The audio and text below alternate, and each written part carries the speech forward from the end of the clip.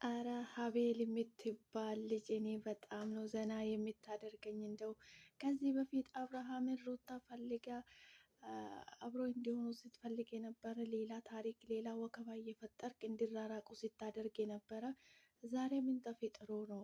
ይሄንን አምጥተ ዛሬ ሌላ ምርጫ፣ ሌላ አማራጭ እያልክ ሩታ ላይ የማይሆኑ ቃላት የምትናገረው ምን አይነት አስመሳይ ሰው ነህ? ቆይ አንተ ሲጀምር አንተ ሩታ ለመናገር እኮ የምትበቃ ሰው አይደለም ማለት ነው። እንዴት ነው ንግግር ራሱ ላጭ ላጭ የሚለው የምትናገረው ማለት ነው? ስርዓት የለም ሲጀምር ማለት ነው።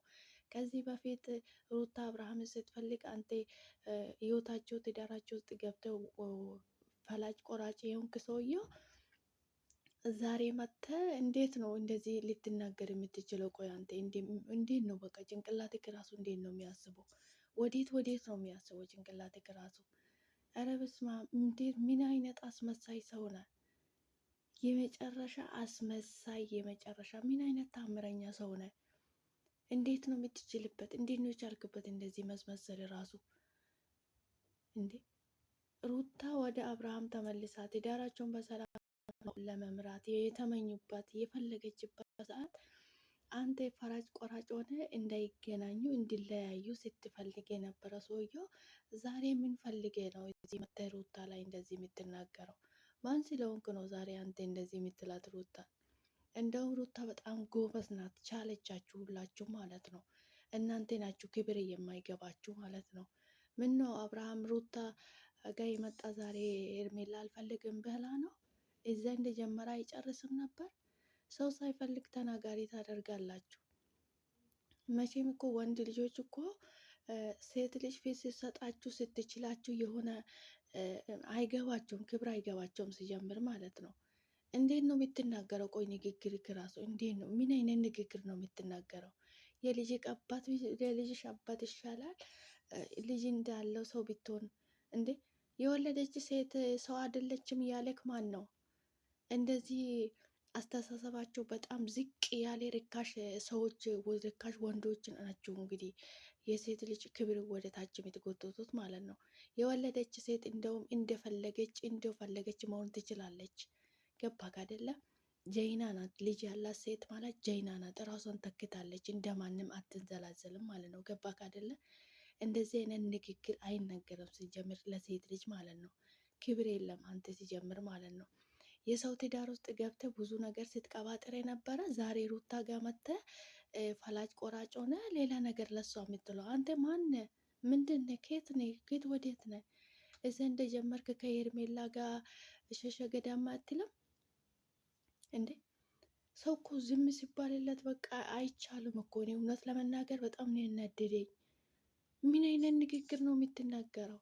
ሲጀምር ሩታ አብርሃም ጋር እስኪለያዩ ድረስ ፍርማቸው እስኪቀደድ ድረስ እስኪያበቃ ድረስ በርታ በርታ ስትል የነበረ ከጎን ሆነ። ዛሬ ምን መጣ? ምን ተፈጠረ? እንደዚህ ልትል የቻልከው? ያኔ ፍርማቸው ሳይቀደድ ወደ ራሳቸው ወደ ህይወታቸው እንዲመለሱ ለምን እንትን አላረግ? ለምን ወደ ትዳራቸው እንዲኖሩ ወደ ራሳቸው እንዲመለሱ ለምን አላደረክም ነበረ? ምን ተፈጠረ? ዛሬ ምን ተገኘ?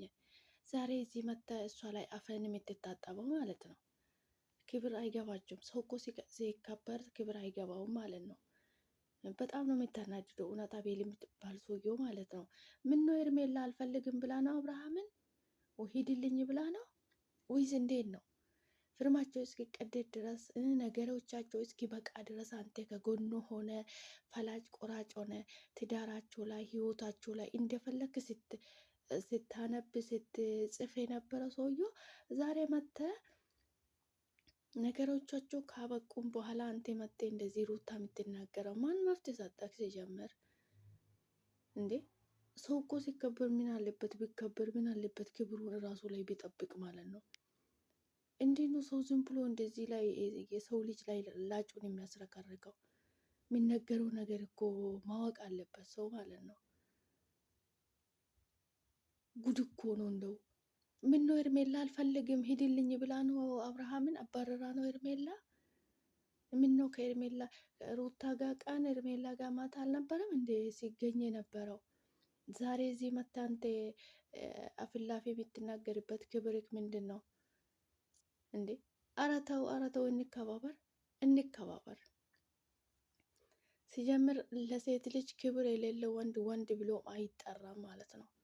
የወንድነት ክብርም የለውም። ሴት ልጅ መከበር አለበት። ጭራሽ የልጅ እናት እንደሆንሽ ማወቅ አለብሽ። እንደ ልጅ እናት እንደሆነ ማሰብ አለብሽ። ባታስብስ ምን አገባ አንተ? የራሷን ህይወት እኮ ራሷን ነው የምትኖረው። አንተ ነህ እንደምትኖርለት። ምን እዚህ ያወራል? በመድኃኒዓለም እዚህ መጥቶ ዝም ብሎ መለፍለፍ። ሰው አፋለኝ ብሎ እኮ ሁሉም ነገር አይወራም። ሁሉም ነገር አፋለኝ ብሎ ሁሉም ነገር እንደማይበላ መቼም ሰው አፋለኝ ብሎ ድንጋይ አይበላም አይደለ? እንደዛው ደግሞ አፋለኝ ብሎ ደግሞ ሁሉም ነገር አይወራም ማለት ነው። ንግግር ላጭ ላጭ ያለው የምትናገረውን የማታውቀው ምን አይነት ከንቱ ሰው ነው? እውነት አቤል በጣም ታስጠላለ ማለት ነው። በጣም እንደዚህ አይነት እስስት ሰው ከሰው ህይወት ውስጥ ከሰው ትዳር ውስጥ መሀል ውስጥ መገኘት የሌለ እንደዚህ አይነት አስመሳይ ሰው መሆን ደግሞ በጣም ነው የሚያስጠላው። ያስጠላል፣ ያቅለሸልሻል። ሆነን ለመናገር ሰው ልጅ ያለውን ነገር ሲናገር ትክክለኛ መንገዱን ይዞ ሲሄድ፣ ሰው ሲጣላ ሲያስታርቅ የአንዱን አንዱ አንተ ትብስ ብሎ የሚያስታረቅ ነው እንጂ ዝም ብሎ የሰው ህይወት ውስጥ ገብቶ ፈላጭ ቁራጭ እኔ ነኝ አንደኛ፣ እኔ ነኝ አለቃ፣ እኔ ነኝ የምናገረው፣ እኔ ዳምጡኝ ብሎ የሰው ህይወት ውስጥ ላይ ገብቶ አንተን ስልጣን ማን ሰጠክ? ሲጀምር አንተ እዛ የነሱ ህፃን ልጅ ናቸው እንደ እነሱ። የራስንም አታውቅም አንተ እንኳን የሰው ማለት ነው። ገባክ አይደለ? ቁርስ ላይ የበላህንና እራት ላይ የበላ ምግብ እንኳን መልስ የምትናገር አይመስለኝም። ምክንያቱም ስለ ሰው በማሰብ ስለ ሰው ለመኖር አንተ የሰው ወሬ ነው የምታመላለሰው። ራስህን ራሱ አታውቅም ማለት ነው። እርግጠኛ ነኝ እና በጣም ነው የሚያስጠላው ንግግርክ ማለት ነው። በጣም ነው ላጭ ላጭ የምለው እውነት ለመናገር ምንም የረባ ነገር አታወራም ማለት ነው። በጣም ነው የሚያስጠላው ንግግርክ ማለት ነው። ሲጀምር አንተ ሩታን እንደዚህ የምትልበት አቅምም የለም ማለት ነው። አቅምም የለም በጭራሽ። ዞር ብለህ ራስን ብትመለከት በጣም መልካም ነው። እንደፈለገች መሆን ትችላለች። የራሷን ህይወት እሷ ናት የምትኖረው እንጂ አንተን የምትኖርላት እንደ ልጅ እናት ሆነ እንደ ወለድሽ ልጅ ሆነች አልሆነች አንተ ምን አገባ? ምን ቤት ነህ? ምን አገባ? ይመለከተሃል? የእሷን ህይወት እኮ እሷ ናት የምትኖረው እንጂ አንተ አትኖርለትም። ምን ያቦካል እዚህ መጥቶ? እውነት አንዳንድ ጊዜ የሚያስጠላብንና ማያስጠላብንን ለይተን ብናቅ ጥሩ ነው። ዝም ብለን ከምናወራ ማለት ነው። ዝም ብለን ላጫችን ከምናስረከርክ ማውራት ያለብንና ማውራት የሌለብንን ነገር ለይተን ብናቅ መልካም ነው። ዝም ብሎ አይወራም። አፋለኝ ብሎ ዝም ብሎ አይወራም። አፋለኝ ተብሎ የማይበላም ስለምን አፋለኝ ብለን ዝም ብለን እያገኘን ነገር አንበላ መቼም። ሰው ዛት እንደዛ ነው። አፋለኝ ተብሎ ብዙ ነገር አይወራም። የሰው ህይወት ውስጥ ፈላጭ ቆራጭ ነው ሰው የማይሆን ንግግር እንደዚህ አይነት ላጨውን ንግግር አይወራም ማለት ነው። በጣም ነው የሚያስጠላው ንግግርክ ማለት ነው። እውነት ለመናገር በጣም ነው የምታስጠላው። እኔ በጣም አስተዋይ ሰው ነበር የምትመስለኝ። አንተ ለካ አንገት ደፊ ሀገር አጠፊ የሚባለው ሰውዬ ነህ አንተ ማለት ነው። እና በጣም ነው የምታስጠላው። ወደ ራስ ተመለስ። ከሰው ህይወት ውጣና የስራ ራስ አስብ። ሄርሜላ ምን ነው አልፈልግም ብላ ነው አብርሃምን እዚህ መተ የምታቦካው? አንተ አልነበረም እንዴ አንደኛው ዋነኛው እንዲለያዩ ስትጥር የነበርከው?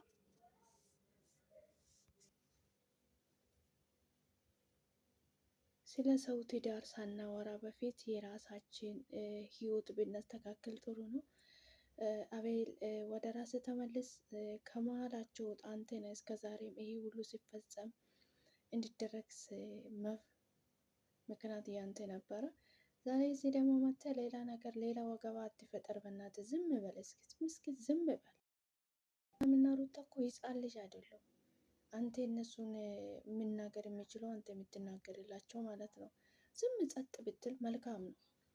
ሰላም ሰላም፣ ውድና የተከበራችሁ የኔ ውድ ቤተሰቦች እንዴት ናችሁ? ልኝ ደህና ናችሁ? የኔ ያለው ፈጣሪ የተመሰገነ ይሁን። ፈጣሪ ሰላማችሁን ያብዛልኝ በያላችሁበት ቦታ። ነገ የበዛ ሰላም ለእናንተ ይብዛላችሁ። ዛሬ እንግዲህ በአዲስ ቪዲዮ መጥቻለሁ። የኔ ውድ ቤተሰቦች እንኳን ወደ ቤቴ በሰላም መጣችሁ። ሼር፣ ላይክ፣ ሰብስክራይብ በማድረግ ቤተሰብ ይሁኑ። ቪዲዮውን ሲታዩ ላይክ አድርጉልኝ። አብራችሁ ስለቆያችሁ ከልብ አመሰግናለሁ። ዛሬ እንግዲህ በአዲስ ቪዲዮ ሞቅ ባለ ቪዲዮ ነበር የመጣሁት። የአቤል ንግግር አናዶኛል ማለት ነው።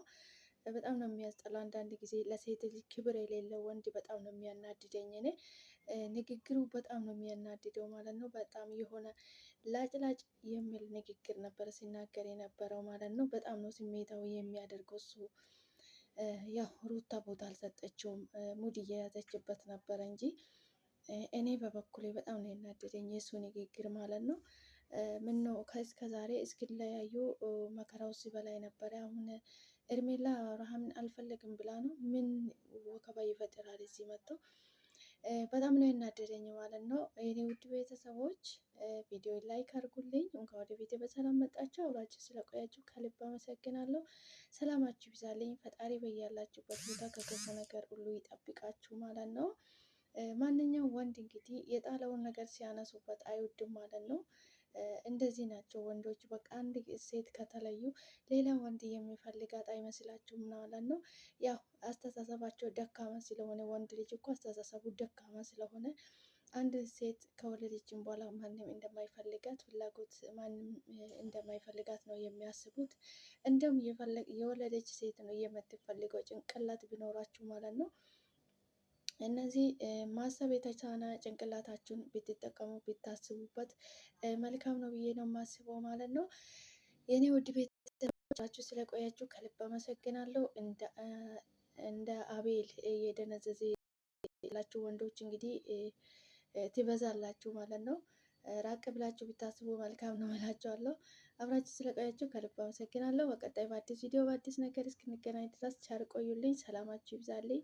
ቪዲዮ ሲታዩ ላይክ አድርጉልኝ። ሰብስክራይብ በማድረግ ወደ ቤቴ ይቀላቀሉ። ሰላማችሁ ይብዛልኝ።